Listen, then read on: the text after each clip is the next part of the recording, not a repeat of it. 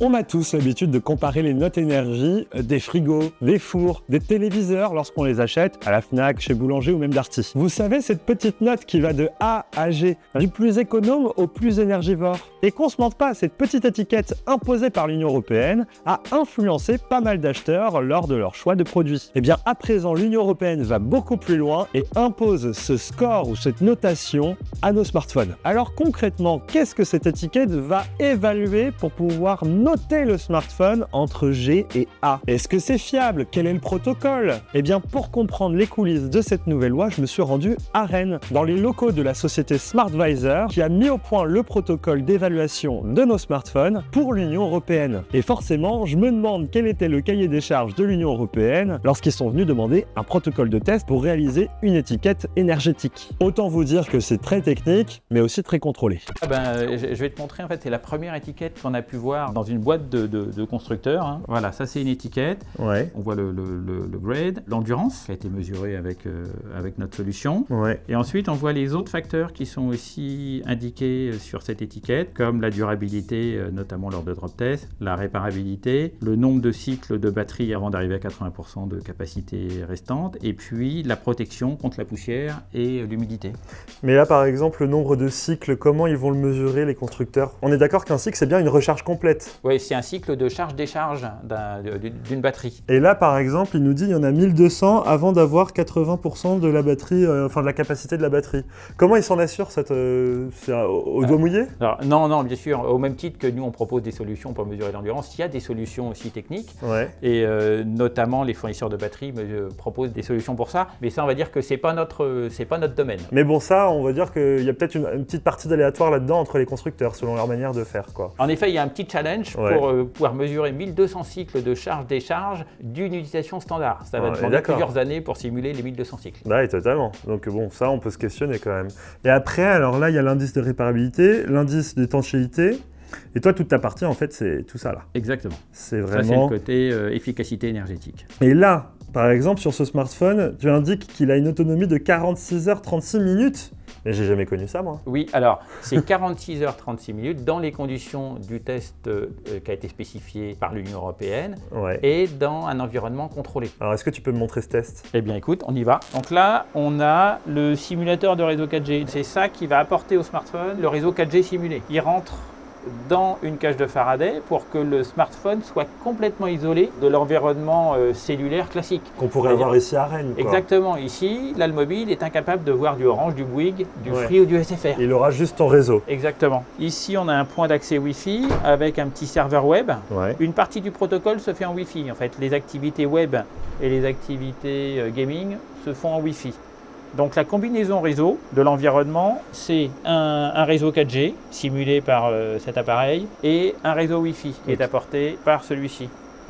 Tout ça vient rentrer dans une cage de Faraday. La cage de Faraday permet d'isoler le téléphone de son environnement. Là, si tu veux venir voir, on a un téléphone qui est en test. Alors je vais l'allumer, ça ne va pas trop le perturber. On voit qu'il a déjà fait un certain nombre d'activités, qu'il a un taux de succès qui est à 100%. Donc tout ça, c'est parfait. Et en fait, c'est notre application. Ça, c'est l'application SmartVisor, du coup. Exactement. Donc là, c'est tous tes protocoles. Il a fait sa session de browsing web. Donc le web dure assez longtemps. Il a géré, notre application, et bien géré les activations de Wi-Fi, la désactivation de Wi-Fi. C'est notre application qui va gérer les activités du smartphone d'une batterie complètement pleine à l'extinction du smartphone. Alors une fois que le test il est réalisé, où est-ce que tu retrouves toutes les données de ton test? Alors déjà, tous les résultats sont présents sur le smartphone. Le testeur, il rallume le téléphone, il y a déjà un certain nombre d'indicateurs sur le téléphone. Et s'il le souhaite, il peut aussi utiliser notre plateforme web de reporting qui va lui permettre d'avoir des tableaux de bord sur l'ensemble du test. Et comment, à la fin de tes tests, on en ressort avec un score énergétique? Alors, eh bien, il va y avoir deux paramètres qui vont intervenir dans le calcul. Ce qu'on va appeler l'endurance du mobile, qui va être le temps que le mobile va mettre pour passer de 100% d'une batterie pleine à son extinction.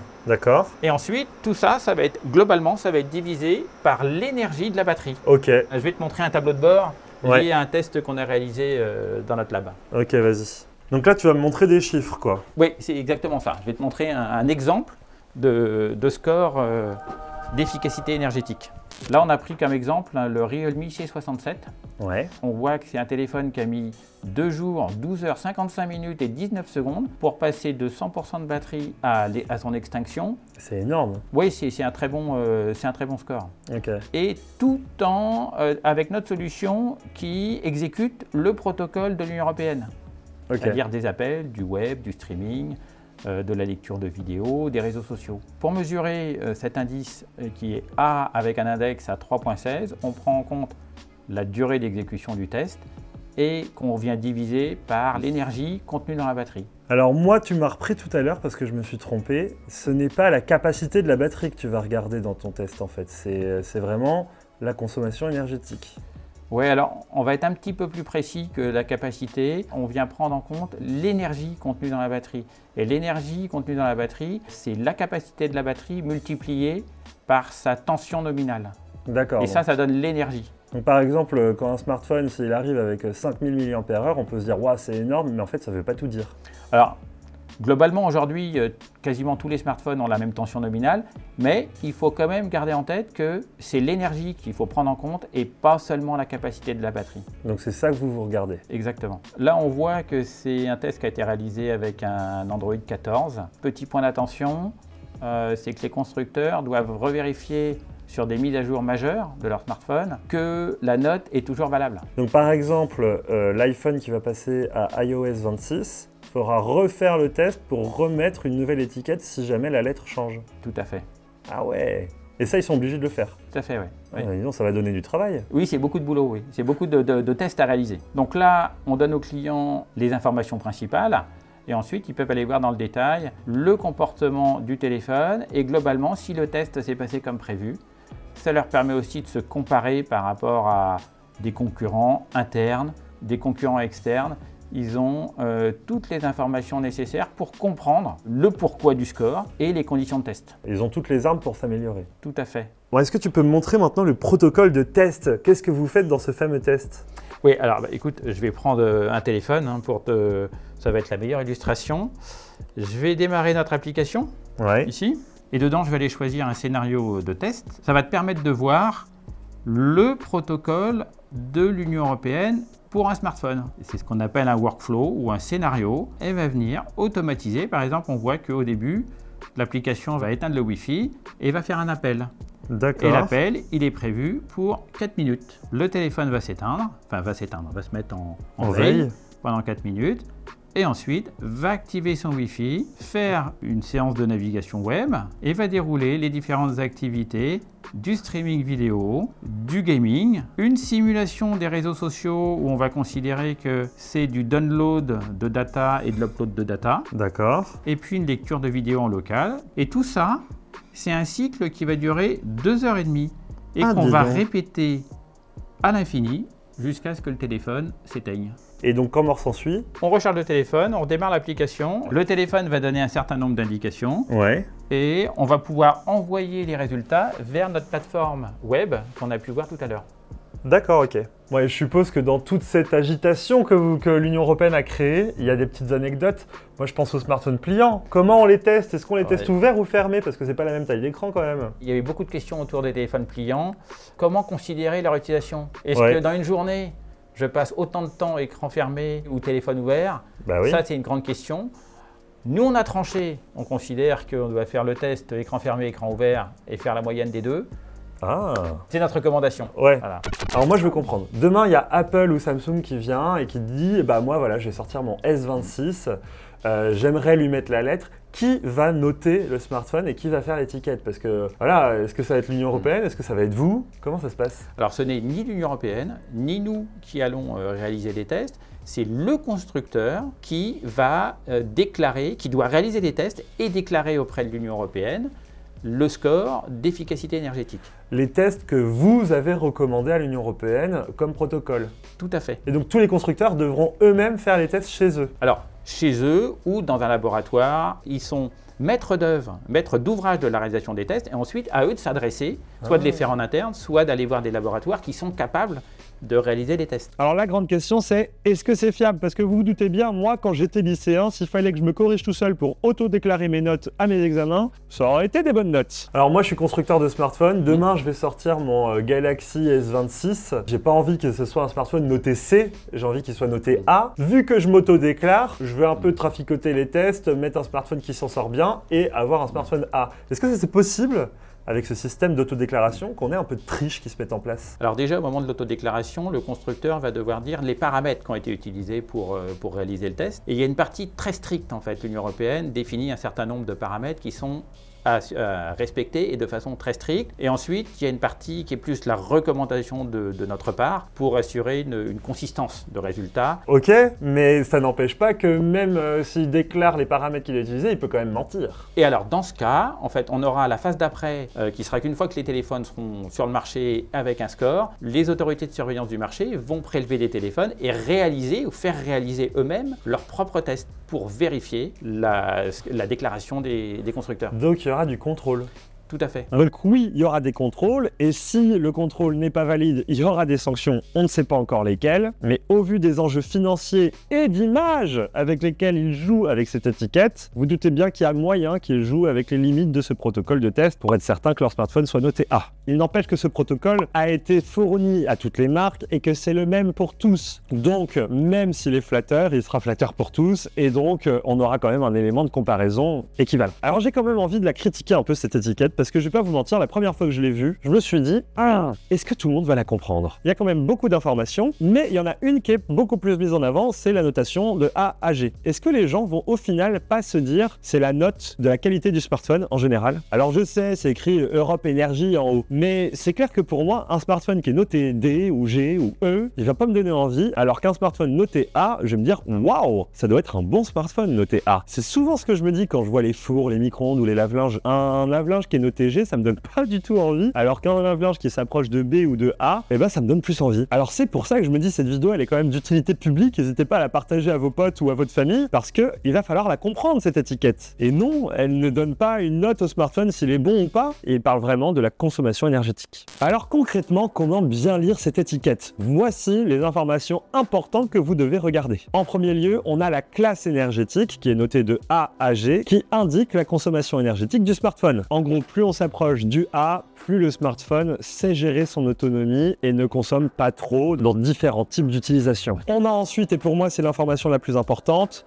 la durée de l'autonomie en usage standard. Donc ici sur cette étiquette, j'ai une autonomie notée de 46 heures et 36 minutes. C'est énorme, mais en fait le protocole de test, il ne va pas tester le smartphone en usage continu, mais va l'allumer et l'éteindre 30 minutes toutes les 2 heures. Donc ça représente à peu près 4 heures d'utilisation réelle sur une journée. Donc là, dans ce cadre-là, le smartphone qui a été testé pour cette étiquette a tenu 46 heures et 36 minutes. Je fais juste un point sur ça. Si vous regardez nos tests sur Frandroid, vous verrez souvent qu'on va dire qu'un smartphone qui tient à peu près 10 heures a une bonne autonomie. En fait, nous, notre protocole de test, il est différent puisqu'on parle de 10 heures d'autonomie en utilisation continue. On ne fait pas des pauses de 2h30 entre chaque utilisation. Ici, l'Union européenne, avec ce protocole, a voulu reproduire un usage standard d'un utilisateur moyen. Après, à vous d'en juger si c'est représentatif ou pas. Et je sais, je vous connais dans les commentaires, vous allez me dire « Ouais, bon, ça sert à rien de dire un truc qui est faux, parce que c'est pas une utilisation continue. » Mais c'est pas faux, puisque en fait, l'intérêt de ces étiquettes, c'est de comparer. Donc c'est une base commune,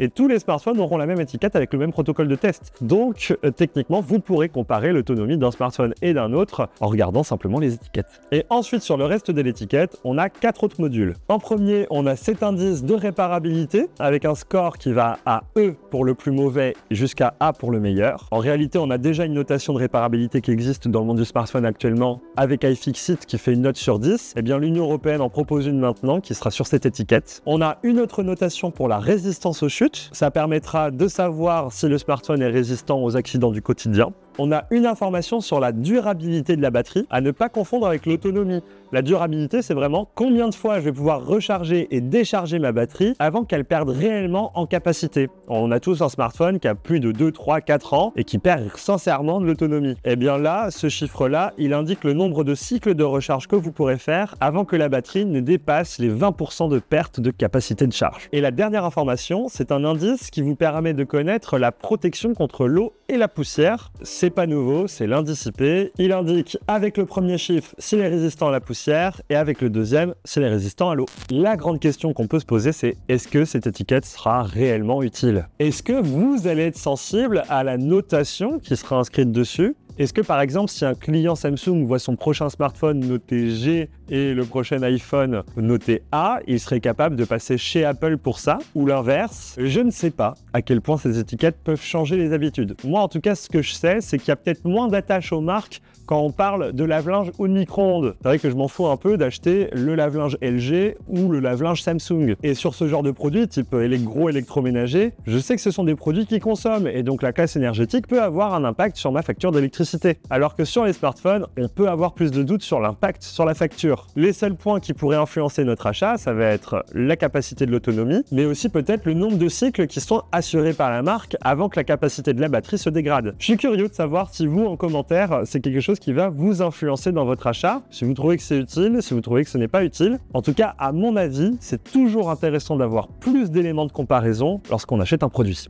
Bon, vous l'avez compris, au final, cette étiquette, elle apporte plus de transparence pour les consommateurs, mais sa réussite dépendra de deux choses. Un, les constructeurs, faut qu'ils jouent le jeu et fassent une autodéclaration dans les règles. Et ça, on va croiser les doigts pour qu'ils le fassent. Et on va aussi croiser les doigts pour que l'Union européenne déploie des contrôles et puisse vérifier que les étiquettes déclarées soient bonnes. Mais aussi, ça va dépendre de vous. Et quand je parle de vous, c'est pas forcément vous qui regardez la vidéo, mais les gens qui ne l'ont peut-être pas vue, qui n'ont pas les explications. Est-ce qu'ils vont correctement comprendre les informations inscrites sur cette étiquette? Est-ce qu'elle est lisible finalement? Parce que ça, je pourrais avoir un petit doute. Bon alors cette étiquette on va retrouver partout sur nos boîtes de smartphones. Je suppose que ça a embêté les constructeurs parce que toujours rajouter des critères en plus d'achat, ça n'assure pas forcément que des bonnes ventes si on a des mauvaises notes.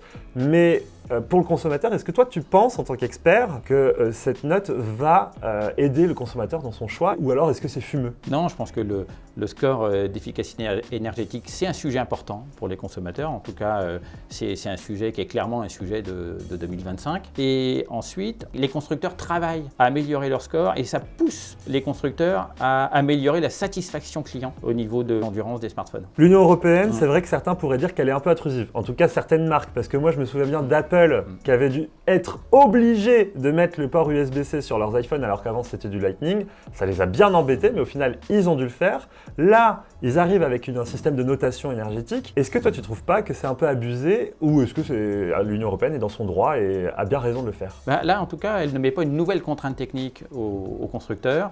Elle veut juste éclairer le choix des consommateurs dans l'utilisation d'appareils plus efficaces de façon énergétique et elle est dans son rôle. Donc c'est avantageux pour le consommateur. En fait, on s'en fout que c'est pas avantageux pour les marques, pour certains produits. Oui, le consommateur, il va pouvoir vraiment comparer. Il a un outil de comparaison rapide dans les appareils qu'il peut choisir. Moi, j'étais un peu perdu, je vais te dire, parce que quand je vois une note entre A et F, je me dis les A sont les meilleurs smartphones et les derniers sont les moins bons. Mais c'est uniquement sur la consommation énergétique. Est-ce que c'est pas au final une mauvaise idée que juste de se cantonner à ça? Alors en effet, l'efficacité énergétique est mise en avant sur cette étiquette, mais il y a aussi d'autres aspects comme la durabilité et la réparabilité qui sont aujourd'hui deux choses extrêmement importantes pour le client final. Qu'est-ce qui est pris en compte par exemple dans la réparabilité et la durabilité? Alors la réparabilité, c'est tout simplement la disponibilité des pièces et la facilité à réparer un appareil. Et la durabilité, l'Union européenne a défini un nombre minimum de chutes de telle hauteur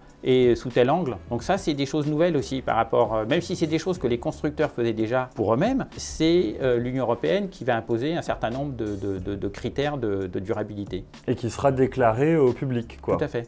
C'est intéressant ça. Eh ben merci Xavier. Maintenant, grâce à toi, je sais comment le score énergétique va être calculé, mais surtout, vous savez chez vous comment on teste l'autonomie de nos smartphones sur Frandroid, parce qu'on travaille avec toi. Eh bien écoute, merci à toi. Bah ouais, c'est un plaisir. Moi aussi. Voilà, j'espère que cette vidéo vous aura plu, que vous aurez appris des choses. En tout cas, moi j'en ai appris beaucoup en la réalisant. Et je remercie encore une fois Xavier et SmartVisor de nous avoir accueillis dans leurs locaux afin d'avoir toutes ces explications sur cette nouvelle étiquette. Si vous avez des questions, n'hésitez pas à venir vous connecter sur Twitch. On est en live quasiment tous les jours pour répondre à vos questions. Allez, vive la technologie, vive les smartphones et vive les étiquettes énergie.